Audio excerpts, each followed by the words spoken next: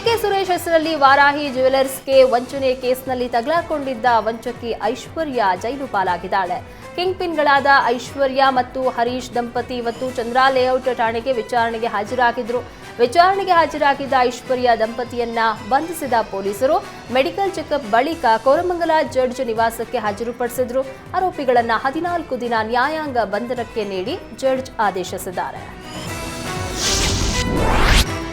ಅತ್ಯಾಚಾರ ಮಾಡಿಲ್ಲ, ದಲಿತ ನಿಂದನೆ ಮಾಡಿಲ್ಲ, ಬ್ಲಾಕ್ ಮೇಲ್ ಮಾಡಿಲ್ಲ ಎಂದು ಆಣೆ ಮಾಡಲು ಶಾಸಕ ಮುನಿರತ್ನಗೆ ಬಹಿರಂಗ ಸವಾಲ್ ಹಾಕಲಾಗಿದೆ. ಆದಿಚುಂಚನಗಿರಿಗೆ ಇಂದು ಸಂತ್ರಸ್ತರು ಹಾಗೂ ದೂರುದಾರರು ಭೇಟಿ ನೀಡಿದ್ರು. ಇವತ್ತು ಮುನಿರತ್ನ ಬರಲಿಲ್ಲ, ಆದರೆ ಯಾವತ್ತು ಬಂದರೂ ನಾವು ಸಿದ್ಧರಿದ್ದೀವಿ. ಜೊತೆಗೆ ಬಹಿರಂಗ ಚರ್ಚೆಗೂ ಪಂಥಾಹ್ವಾನ ನೀಡಿದ್ದಾರೆ. ಶಾಸಕ ಮುನಿರತ್ನ ಮೇಲೆ ಮೊಟ್ಟೆ ಎಸೆತ ಪ್ರಕರಣದ ತನಿಖೆ ಚುರುಕುಗೊಳಿಸಿದ ನಂದಿನಿ ಲೇಔಟ್ ಪೊಲೀಸರು ಇಂದು ಘಟನಾ ಸ್ಥಳದಲ್ಲಿ ಮಹಜರ್ ನಡೆಸಿದ್ದಾರೆ. ಶಾಸಕ ಮುನಿರತ್ನ ಘಟನೆ ಹೇಗಾಯಿತು ಎಂದು ಪೊಲೀಸರಿಗೆ ವಿವರಿಸಿದ್ದಾರೆ. ಘಟನೆಯನ್ನ ವಿವರಿಸುವಾಗ ತನ್ನ ಮೇಲೆ ಆಸಿಡ್ ದಾಳಿ ಆಗಿದೆ ಅಂತ ಹೇಳಿದ್ದಾರೆ. ಮುನಿರತ್ನ ಹೇಳಿಕೆಯನ್ನ ಪೊಲೀಸರು ವಿಡಿಯೋ ರೆಕಾರ್ಡ್ ಮಾಡಿಕೊಂಡಿದ್ದಾರೆ.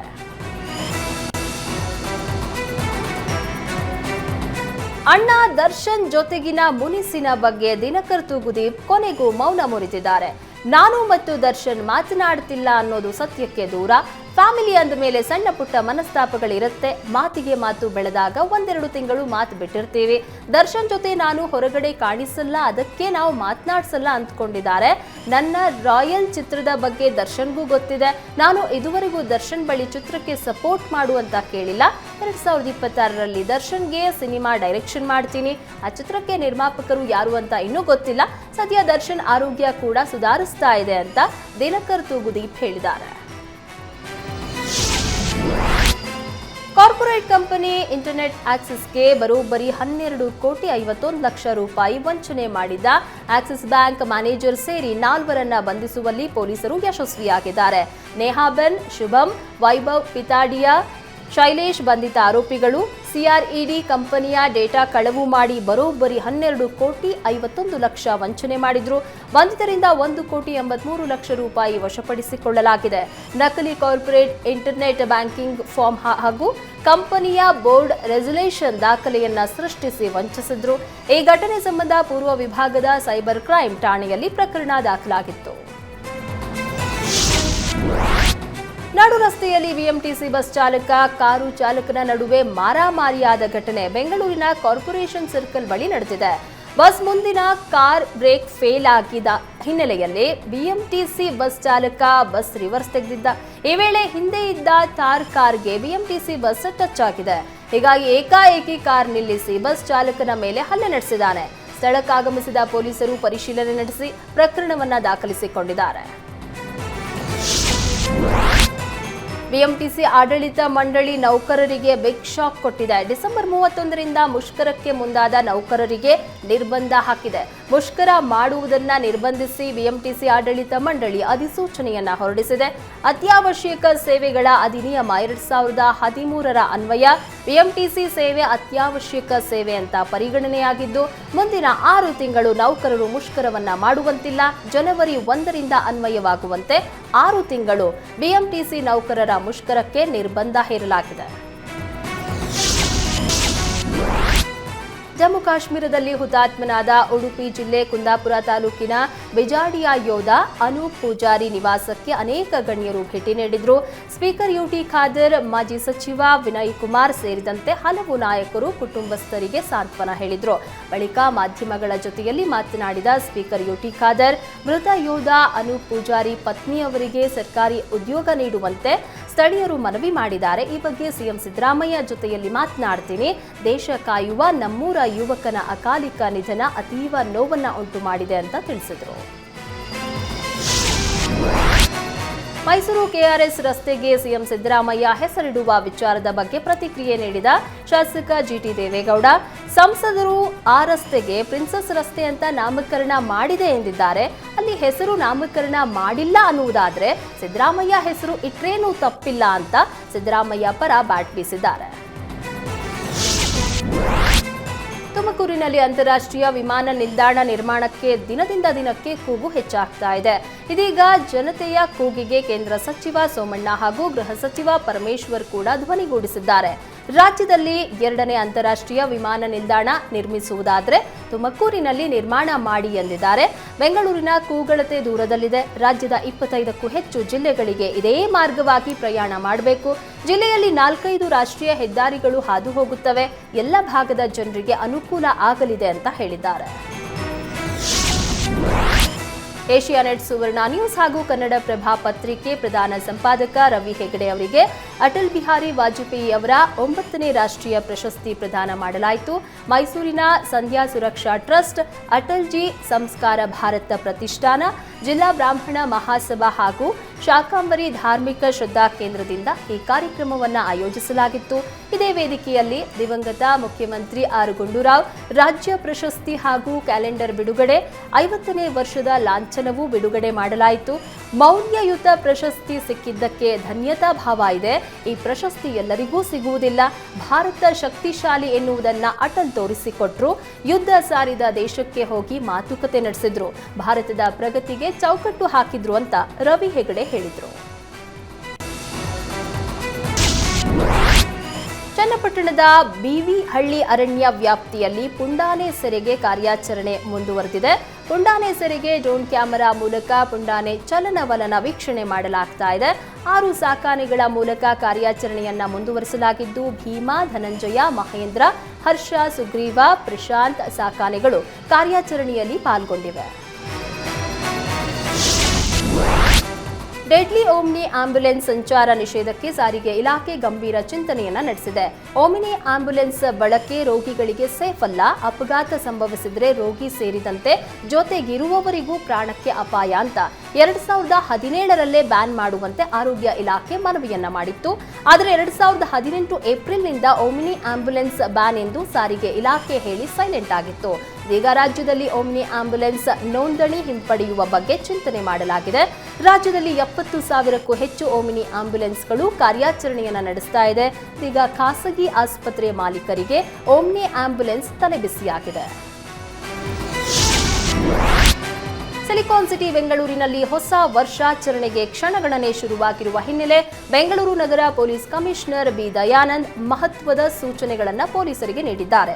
ಈ ಬಾರಿ ಹೊಸ ವರ್ಷಾಚರಣೆಗೆ ಕೈಗೊಂಡಿರುವ ಕ್ರಮಗಳ ಬಗ್ಗೆಯೂ ಅವರು ಮಾಹಿತಿ ನೀಡಿದ್ದಾರೆ. ಡಿಸೆಂಬರ್ 31ರಂದು ರಾತ್ರಿ 1 ಗಂಟೆಯ ಒಳಗಾಗಿ ನಗರದ ಎಲ್ಲ ರೆಸ್ಟೋರೆಂಟ್, ಹೋಟೆಲ್ ಮತ್ತು ಪಬ್ಗಳನ್ನು ಬಂದ್ ಮಾಡಬೇಕು ಅಂತ ಖಡಕ್ ಸೂಚನೆ ನೀಡಿದ್ದಾರೆ. ಕೆಂಪೇಗೌಡ ಅಂತಾರಾಷ್ಟ್ರೀಯ ವಿಮಾನ ನಿಲ್ದಾಣದ ಮೇಲ್ಸೇತುವೆ ಸೇರಿದಂತೆ ನಗರದ ಪ್ರಮುಖ ಫ್ಲೈಓವರ್ಗಳನ್ನು ಬಂದ್ ಮಾಡೋದಾಗಿ ತಿಳಿಸಿದ್ದಾರೆ. ಬೆಂಗಳೂರಿನಲ್ಲಿ ಹೊಸ ವರ್ಷಾಚರಣೆಗೆ ಹೆಚ್ಚಿನ ಜನ ಸೇರುವ ಎಂಜಿ ರಸ್ತೆ, ಬ್ರಿಗೇಡ್ ರಸ್ತೆ ಹಾಗೆ ಚರ್ಚ್ ಸ್ಟ್ರೀಟ್ಗಳಲ್ಲಿ ಪೊಲೀಸ್ ಬಂದೋಬಸ್ತ್ ಇರಲಿದೆ. ಇನ್ನು ಡಿಸೆಂಬರ್ 31ರ ರಾತ್ರಿ 11 ಗಂಟೆಯಿಂದ ಎಂಜಿ ರಸ್ತೆ ಮೆಟ್ರೋ ನಿಲ್ದಾಣ ಕೂಡ ಬಂದ್ ಆಗಲಿದೆ. ಸಾರ್ವಜನಿಕರು ಟ್ರಿನಿಟಿ ಅಥವಾ ಕಬ್ಬನ್ ಪಾರ್ಕ್ ಮೆಟ್ರೋ ನಿಲ್ದಾಣದಲ್ಲಿ ಇಳಿಯಬಹುದು ಅಂತ ಹೇಳಿದ್ದಾರೆ.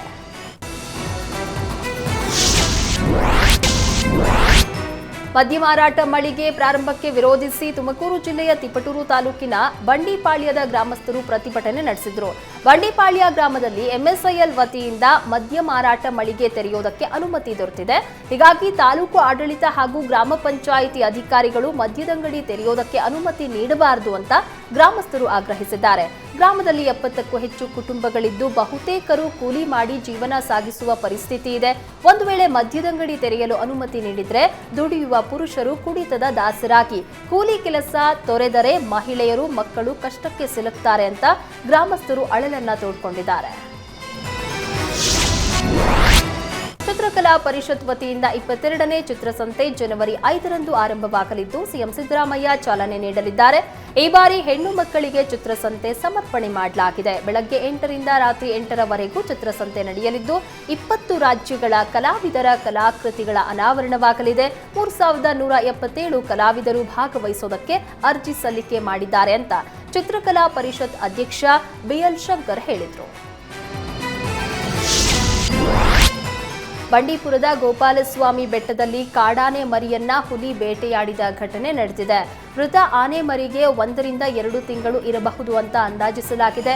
ಚಾಮರಾಜನಗರ ಜಿಲ್ಲೆಯ ಗುಂಡ್ಲುಪೇಟೆ ತಾಲೂಕಿನ ಬಂಡೀಪುರ ಅರಣ್ಯದಲ್ಲಿ ಪ್ರವಾಸಿಗರಿಗೆ ದರ್ಶನ ಕೊಡುವ ಹುಲಿಯೇ ಮರಿ ಆನೆಯನ್ನ ಕೊಂದಿರಬಹುದು ಅಂತ ಶಂಕಿಸಲಾಗಿದೆ. ಮಾವಿನ ತೋಟದಲ್ಲಿ ಬೃಹತ್ ಹೆಬ್ಬಾವು ಪ್ರತ್ಯಕ್ಷಗೊಂಡು ರೈತ ಬೆಚ್ಚಿಬಿದ್ದ ಘಟನೆ ರಾಮನಗರ ತಾಲೂಕಿನ ಬೆಳಗುಂಬ ಗ್ರಾಮದಲ್ಲಿ ನಡೆದಿದೆ. ಬೆಳಗುಂಬ ಗ್ರಾಮದ ಪ್ರಕಾಶ್ ಎಂಬುವವರ ತೋಟದಲ್ಲಿ ಬೃಹತ್ ಹೆಬ್ಬಾವು ಪ್ರತ್ಯಕ್ಷವಾಗಿತ್ತು. ಕೂಡಲೇ ಅರಣ್ಯ ಇಲಾಖೆ ಅಧಿಕಾರಿಗಳಿಗೆ ರೈತ ಪ್ರಕಾಶ್ ಮಾಹಿತಿ ನೀಡಿದ್ದು, ಉರಗ ಸಂರಕ್ಷಕ ಸ್ನೇಕ್ ಹರೀಶ್ ಜೊತೆ ಬಂದ ಅರಣ್ಯ ಇಲಾಖೆ ಸಿಬ್ಬಂದಿ ಹೆಬ್ಬಾವನ್ನ ರಕ್ಷಿಸಿ ಸುರಕ್ಷಿತ ಸ್ಥಳಕ್ಕೆ ಬಿಟ್ಟಿದ್ದಾರೆ.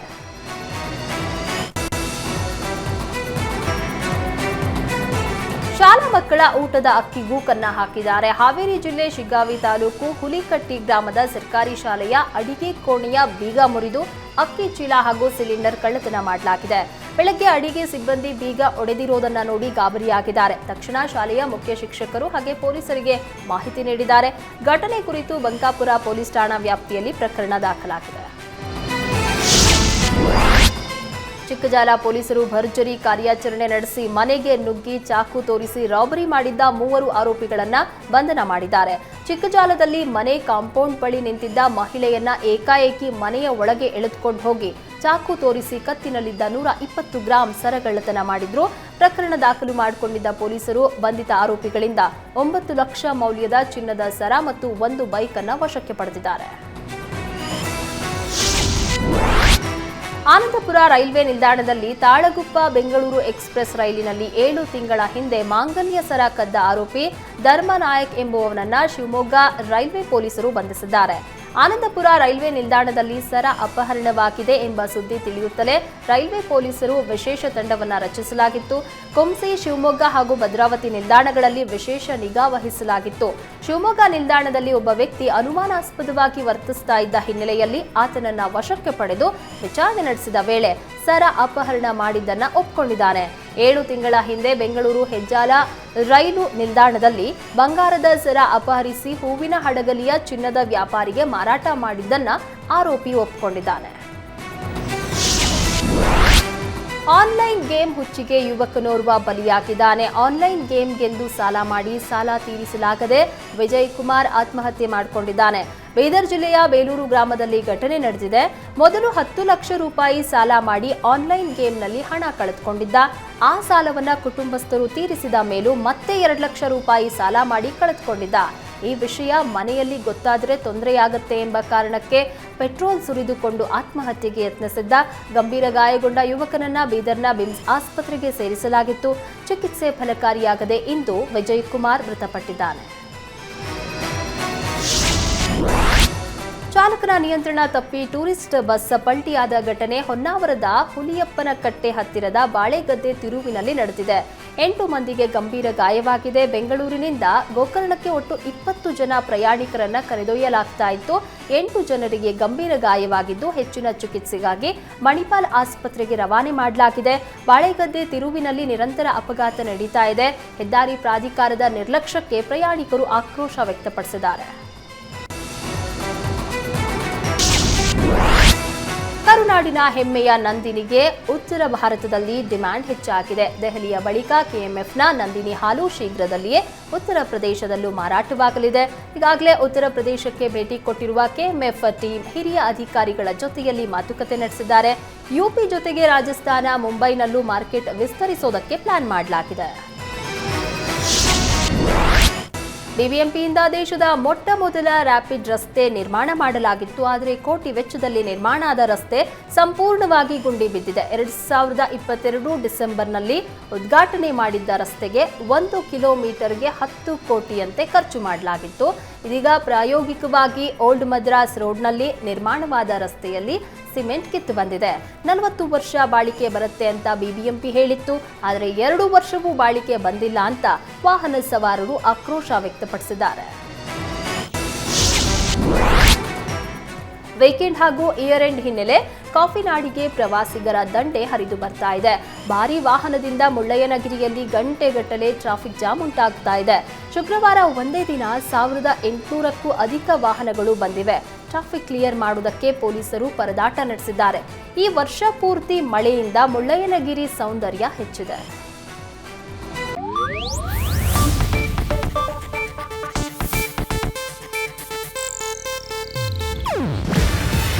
ಇದು ಏಷ್ಯಾನೆಟ್ ನ್ಯೂಸ್ ನೆಟ್ವರ್ಕ್ ಪ್ರಸ್ತುತಿ. ನೀವು ನೋಡ್ತಿದ್ದೀರಾ ಏಷ್ಯಾ ನೆಟ್ ಸುವರ್ಣ ನ್ಯೂಸ್.